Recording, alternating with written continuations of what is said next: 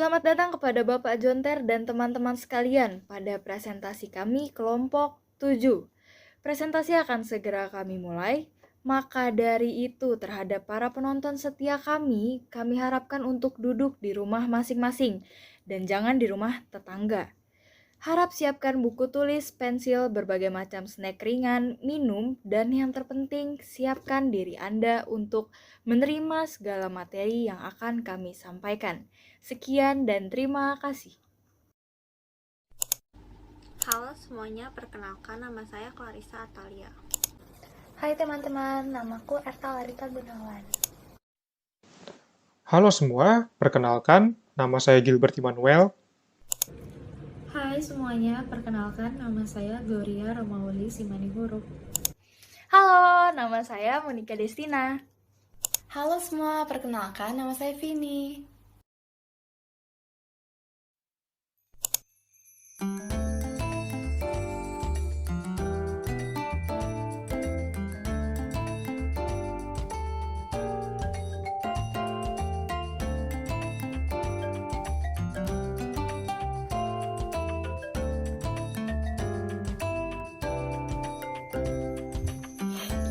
Baik, sekarang saya akan menjelaskan tentang pendahuluan dari jurnal ilmiah yang telah kami buat.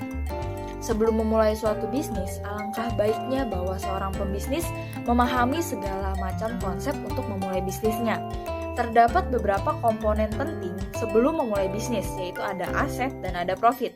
Aset sendiri adalah modal untuk membangun bisnis yang dapat berwujud barang fisik maupun tidak berwujud. Sedangkan profit adalah nominal keuntungan yang diperoleh dari bisnis yang telah dijalaninya.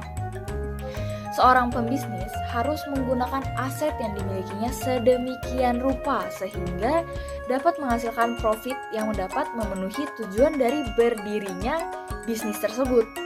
Dalam situasi pandemi seperti ini, banyak sekali nih perusahaan yang mengalami kebangkrutan dan hal ini tidak dialami oleh perusahaan-perusahaan kecil saja. Banyak juga perusahaan besar yang terkena dampak dari pandemi ini. Keadaan ekonomi kita semua sebenarnya lagi banyak yang terguncang semenjak pandemi ini. Banyak juga dari mereka ataupun kita yang tadinya merupakan karyawan dan dikarenakan terjadi pemutusan hubungan kerja besar-besaran, mereka memutuskan untuk membuat bisnis sendiri tanpa memahami konsep-konsep dasarnya terlebih dahulu. Hal ini dapat menyebabkan penurunan aset dan profit bagi bisnis yang tengah dijalaninya. Selain itu, kompeten pemegang keuangan dan konsep pemahamannya mengenai finansial perusahaan itu juga sangat penting. Seorang pemegang keuangan itu harus memiliki ilmu lebih atau pendidikan khusus finansial agar aset dan profit perusahaan itu tidak turun. Kami memiliki beberapa hasil studi dari pendahuluan kami. Seperti yang kami katakan, bahwa literasi aset dan profit merupakan hal yang penting untuk diketahui bagi para pembisnis kecil maupun pembisnis besar. Bagi para pembisnis itu harus mengerti cara mengelola aset dan profit yang mereka miliki.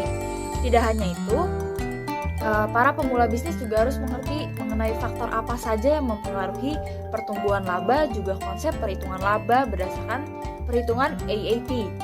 Saya mengambil beberapa contoh perusahaan besar yang bangkrut semasa pandemi ini. Bangkrut sendiri adalah sebuah perusahaan yang menderita kerugian besar hingga jatuh atau bisa kita sebut gulung tikar. Perusahaan Giant contohnya.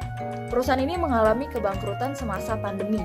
Perusahaan yang dinaungi di bawah PT Hero Supermarket akan menutup semua gerainya yang ada di Indonesia mulai akhir Juli 2021. Namun, Presiden Direktur PT tersebut menyebutkan bahwa mereka akan memfokuskan bisnis yang lain seperti IKEA, Guardian, dan Hero Supermarket. Ada pula beberapa rumusan masalah yang akhirnya mencetuskan kami untuk membuat jurnal ilmiah ini. Kami semua bertanya-tanya, apa pentingnya literasi mengenai definisi aset dan profit terhadap pembangunan awal sebuah bisnis?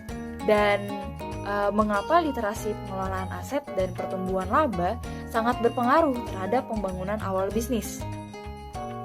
Kami membuat jurnal ilmiah ini, kami juga mengupayakan agar penelitian ini dapat menambah wawasan dan pemahaman mengenai aset dan profit, serta pentingnya literasi aset dan profit terhadap pembangunan awal bisnis.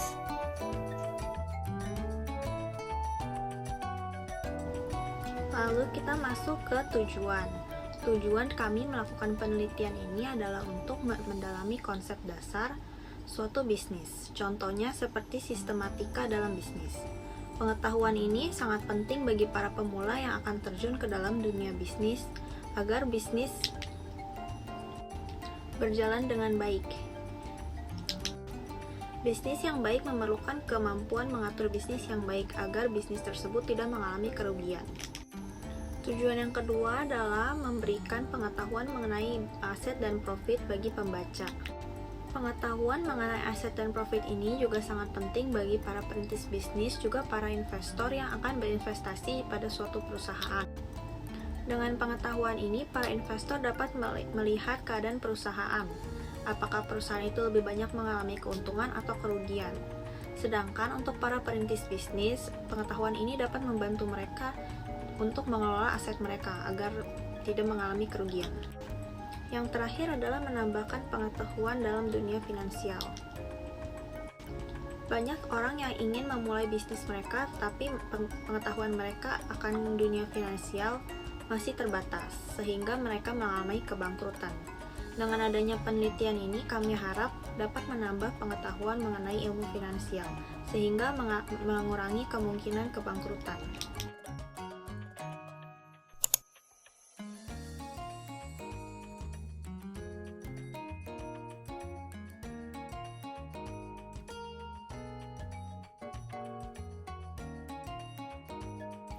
Dalam pembahasan jurnal ilmiah ini, kami menggunakan metode penelitian kajian pustaka yang merupakan suatu metode penggunaan sumber-sumber data yang relevan dengan topik penelitian, seperti dari buku dan jurnal ilmiah. Sumber-sumber yang telah dikumpulkan tersebut kemudian dikaji dan dianalisis secara mendalam, hingga akhirnya analisis dari teori-teori yang didapatkan dari para ahli maupun dari pihak-pihak yang terkait menjadi suatu argumen yang valid dalam menjawab permasalahan dalam penelitian ini.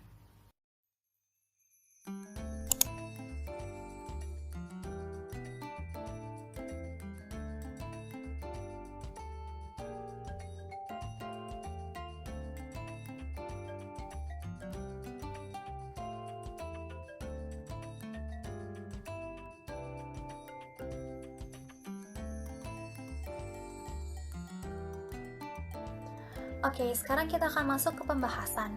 Yang pertama, kita akan membahas mengenai aset. Menurut KBBI versi terbaru, ada dua definisi mengenai aset. Yang pertama, aset merupakan suatu hal yang memiliki nilai tukar milik seseorang. Dan yang kedua, aset merupakan alat ukur kekayaan seseorang atau suatu instansi. Dari sini dapat disimpulkan bahwa aset merupakan wujud kepemilikan seseorang yang mengandung unsur kekayaan dan memiliki nilai tukar yang terkandung di dalamnya. Ada pendapat dari beberapa ahli mengenai aset. Intinya, aset itu wujud fisik milik seseorang yang memiliki nilai tukar, nilai ekonomi, dan juga nilai komersial. Penulis terdahulu dari jurnal ilmiah ini juga mengatakan bahwa aset berwujud dan tidak berwujud menjadi sumber penimbun kekayaan suatu perusahaan untuk menunjang aktivitas operasional. Maka dapat disimpulkan, literasi mengenai aset bagi pemula bisnis sangat penting. Kenapa? Yang pertama, aset merupakan bahan pokok awal dalam membangun suatu bisnis. Jadi pemula bisnis wajib banget tahu tentang bahan pokok awalnya. Yang kedua, aset merupakan simbol kekayaan yang berguna untuk menunjang kegiatan operasional. Dan yang ketiga, untuk menumpuk kekayaan melalui investasi. Jadi, jika suatu perusahaan memahami konsep aset itu sendiri, itu akan sangat membantu mereka dalam melakukan investasi di masa yang akan mendatang. Nah, semakin banyak aset yang dimiliki oleh suatu perusahaan, maka keberhasilan yang dimiliki akan semakin besar.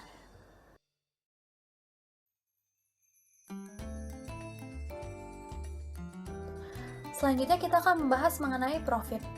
Profit atau laba merupakan tujuan utama dari berdirinya suatu bisnis.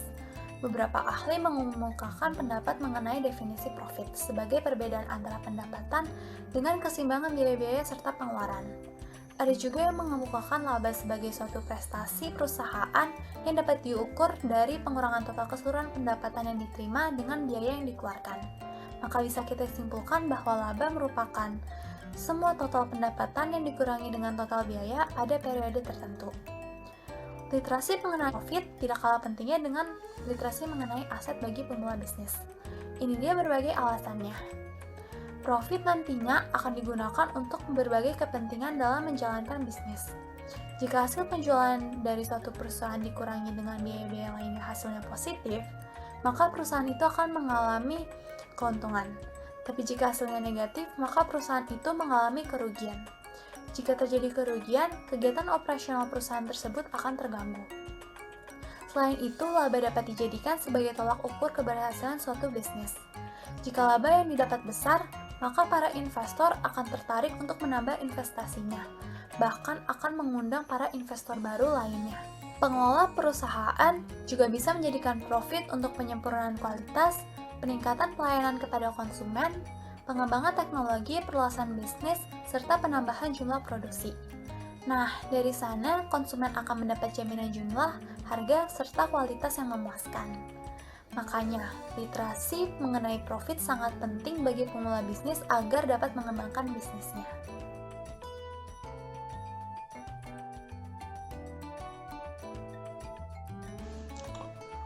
Berikutnya adalah pengelolaan aset. Jadi, pengelolaan aset merupakan literasi yang diperlukan bagi pemula bisnis agar dapat memberdayakan aset yang mereka miliki dengan baik dan benar serta optimal. Tentunya, literasi ini berguna untuk mengetahui seberapa besar tingkat kinerja suatu perusahaan dalam mengatur aset-aset mereka. Dari konsep pengelolaan aset ini, ada 4 teori perhitungan rasio yang merupakan teknik-teknik dasar dalam mengelola aset yang baik dan benar. Teknik pertama yang diperlukan bagi pemula bisnis adalah inventory turnover ratio. Jadi, teknik ini adalah teknik perhitungan rasio yang digunakan untuk mengetahui ukuran perputaran persediaan atau inventory yang dimiliki suatu perusahaan, guna mengestimasi hasil penjualan mereka. Jadi, bagi pemula bisnis, teknik rasio ini berguna bagi mereka untuk mengetahui seberapa efektif dan efisien usaha yang mereka jalani dalam mengelola aset yang berupa persediaan atau inventory. Kemudian yang kedua yaitu Days Sales Outstanding, merupakan teknik pengelolaan aset yang bertujuan untuk mengukur batas waktu yang diperlukan oleh perusahaan dalam memperoleh uang dari piutang yang masih harus dibayar oleh pembeli atau customer. Jadi maksudnya adalah pembeli atau customer dari wirausahawan itu memiliki kewajiban atau utang yang harus dilunasi kepada wirausahawan tersebut. Seperti itu. Nah, bagi pemula bisnis, pengetahuan mengenai teknik Days Sales Outstanding ini berguna untuk mengukur tingkat keberhasilan usaha mereka dalam mengelola piutang secara efektif. Karena piutang merupakan bagian dari aset lancar atau harta lancar. Kemudian yang ketiga yaitu Fixed Asset Turnover Ratio. Teknik yang ketiga ini merupakan teknik rasio yang digunakan untuk mengetahui tingkat efisiensi suatu perusahaan dalam mengelola aset tetap yang mereka miliki. Aset tetap yang dimiliki perusahaan itu bisa dalam bentuk mesin, kemudian kendaraan, building, ataupun land atau tanah. Building itu bangunan, dan land atau tanah. Dan berbagai aset tetap lainnya yang ditujukan untuk digunakan dalam jangka waktu panjang. Biasanya lebih dari 1 tahun. Itu adalah aset tetap. Nah, beralih ke teori Fixed Asset Turnover Ratio, jadi literasi mengenai teknik rasio ini sangat penting bagi pemula yang baru menjalani dan membangun bisnisnya. Karena literasi ini berguna bagi mereka untuk mengetahui seberapa efisiensi pengelolaan aset yang mereka lakukan terhadap tingkat penjualan yang dihasilkan. Kemudian, teknik yang terakhir yaitu Total Asset Turnover Ratio. Jadi, teknik ini berhubungan dengan pengelolaan dari total keseluruhan aset yang dimiliki suatu perusahaan. Teknik rasio ini bertujuan untuk mengukur seberapa tinggi efektivitas dan efisiensi suatu perusahaan untuk mengelola total dari keseluruhan jenis aset yang mereka miliki. Nah, bagi pemula yang baru menjalani bisnisnya, teknik ini sangat penting untuk dikuasai guna mengetahui apakah mereka mampu mengelola aset yang mereka miliki dengan optimal. Seperti itu. Berikutnya, mengenai pembahasan dari topik yang terakhir, yaitu pertumbuhan laba. Bermula dari definisi dari pertumbuhan laba itu sendiri, bahwa pertumbuhan laba merupakan suatu kondisi yang dimana perusahaan ataupun wirausahawan mengalami peningkatan laba dari tahun ke tahun melalui bisnis yang mereka jalani. Jadi, pada kondisi ini bisa kita lihat bahwa laba atau profit yang dimiliki oleh suatu perusahaan mengalami perubahan yang cenderung naik dibandingkan dengan tahun sebelumnya. Adanya peningkatan laba terjadi karena berbagai faktor-faktor yang mempengaruhinya. Antara lain, yang pertama yaitu besarnya bisnis. Artinya adalah semakin besar bisnis yang dijalani oleh perusahaan ataupun wirausahawan, maka pertumbuhan laba yang diperolehnya juga akan semakin tinggi atau semakin besar. Kemudian yang kedua yaitu umur bisnis. Maksud dari faktor ini adalah perusahaan atau bisnis yang baru berdiri pastinya kurang berpengalaman dalam meningkatkan laba, karena mereka tentunya baru terjun ke dalam dunia bisnis dan belum memiliki umur yang lama di dalam dunia bisnis. Hal ini menyebabkan pertumbuhan laba yang diperoleh oleh wirausahawan atau pengusaha pemula ini tidak akan sesuai dengan apa yang mereka harapkan. Kemudian yaitu faktor yang ketiga, tingkat leverage. Faktor ini mengartikan bahwa di saat suatu perusahaan atau bisnis yang mempunyai jumlah hutang yang besar, maka secara otomatis manajer perusahaan akan mengontrol laba agar dapat mencapai pertumbuhan laba yang optimal. Kemudian yang keempat, yaitu tingkat penjualan. Faktor ini adalah faktor yang sangat penting untuk diketahui oleh pemula bisnis. Karena dengan adanya literasi mengenai tingkat penjualan, pemula bisnis itu dapat memahami bahwa semakin tinggi tingkat penjualan dari suatu perusahaan, maka semakin tinggi juga tingkat penjualan di masa yang akan datang. Sehingga secara otomatis pertumbuhan laba yang diperoleh oleh perusahaan tersebut akan optimal dan semakin tinggi tentunya. Seperti itu. Kemudian yang kelima yaitu adanya faktor perubahan laba di masa lalu. Maksud dari faktor ini adalah semakin besar perubahan laba di masa lalu, maka semakin tidak pasti laba yang akan diperoleh di masa yang akan datang. Hal ini terjadi karena adanya dinamika perubahan laba dari suatu perusahaan yang intensif, sehingga kita tidak bisa memungkiri bahwa laba dari instansi yang terkait akan cenderung tidak pasti, karena adanya pertumbuhan laba dari tahun sebelumnya yang cenderung dinamis. Seperti itu. Pada intinya, dengan adanya pengetahuan mengenai faktor-faktor ini, pemula bisnis dapat memahami dan mengetahui penyebab kenaikan maupun penurunan dari laba mereka tersebut. Karena laba yang dimiliki oleh perusahaan dapat naik ataupun turun tergantung dari faktor-faktor yang mempengaruhinya. Jadi, di saat mereka memperoleh kenaikan laba yang tidak sesuai dengan ekspektasi, bukan berarti ini adalah penurunan, tapi mereka mengalami kenaikan laba yang hanya tidak sesuai dengan ekspektasi mereka. Nah, dalam kasus ini, pemula bisnis dapat mengoptimalkan 5 faktor ini yang sudah saya jelaskan tadi untuk memaksimalkan kenaikan laba yang nantinya mereka akan peroleh secara optimal dan tentunya sesuai ekspektasi. Seperti itu. Nah, dari konsep mengenai pertumbuhan laba, itu ada yang namanya konsep EAT, atau Earning After Tax. Jadi, sesuai dengan yang ada pada slide ini, saya menampilkan rumus dari konsep EAT, yaitu delta Y sama dengan YT dikurang YT min 1 di bagian pembilang, dibagi yaitu YT min 1 di bagian penyebut. Nah, maksud dari perhitungan ini adalah pengurangan terhadap laba bersih pada suatu tahun tertentu, yaitu YT, dengan laba bersih pada tahun sebelumnya yang diperoleh oleh perusahaan, yaitu YT min 1. Nah, laba bersih yang dimaksud adalah laba yang sudah mencakup pajak. Kemudian, setelah tahap ini, kita membaginya dengan penyebutnya, yaitu YT min 1, yaitu laba bersih yang diperoleh oleh perusahaan di tahun sebelumnya.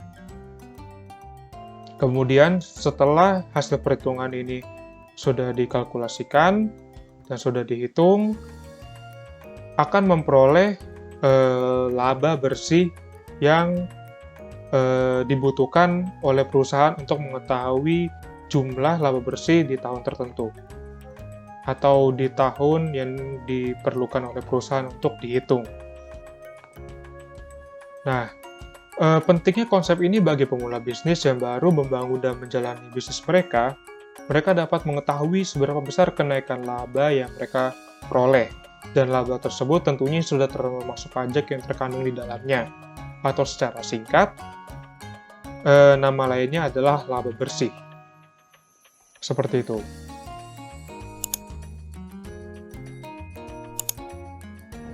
Jadi, saya akan membahas tentang kesimpulan dari seluruh pembahasan kita.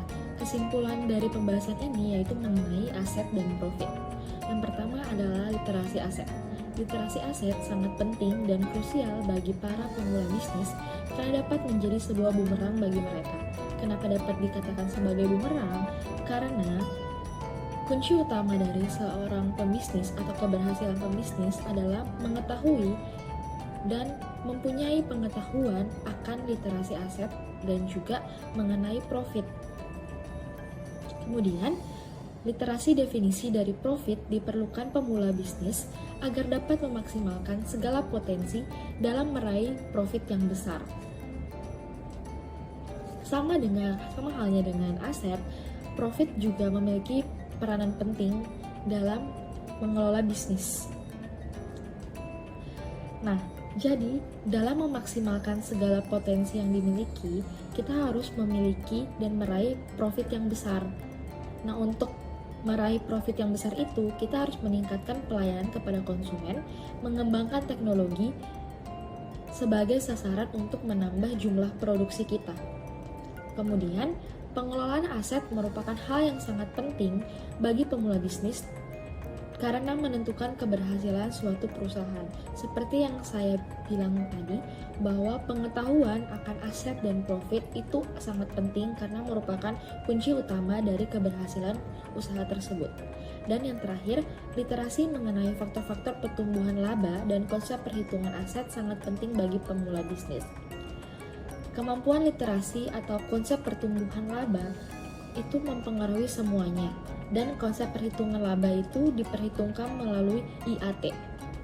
Ketika seorang pembisnis sudah mengetahui faktor-faktor apa yang harus dimilikinya, maka pemula bisnis akan berusaha semaksimal mungkin dalam mengoptimalkan segala faktor yang dapat menaikkan pertumbuhan laba dan meminimalisir segala faktor yang dapat memungkinkan terjadinya penurunan laba. Sekian dari pembahasan kesimpulan saya. Terima kasih.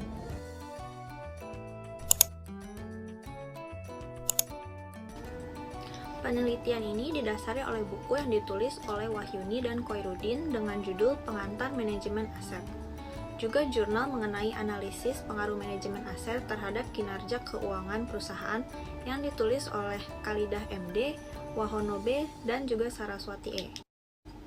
Penelitian ini juga diambil dari jurnal dengan judul Pengaruh Rasio Keuangan Terhadap Pertumbuhan Laba pada Perusahaan Kosmetik yang terdaftar di Bursa Efek Indonesia yang ditulis oleh Mas Fufaha. Jurnal tentang pengaruh modal dan jiwa wirausaha terhadap profit pengrajin batu bata di Desa Sumbaringin, Kecamatan Ngunut, Kabupaten Tulung Agung yang ditulis oleh Ningrum IP. Juga jurnal mengenai pengaruh akses keuangan terhadap pertumbuhan UKM dengan literasi keuangan sebagai variabel moderasi yang ditulis oleh Geryadi MAD, Erinayati L, dan Sawitri NPYR. Telah tiba saatnya di penghujung presentasi ini, mengucapkan terima kasih bagi yang sudah menonton.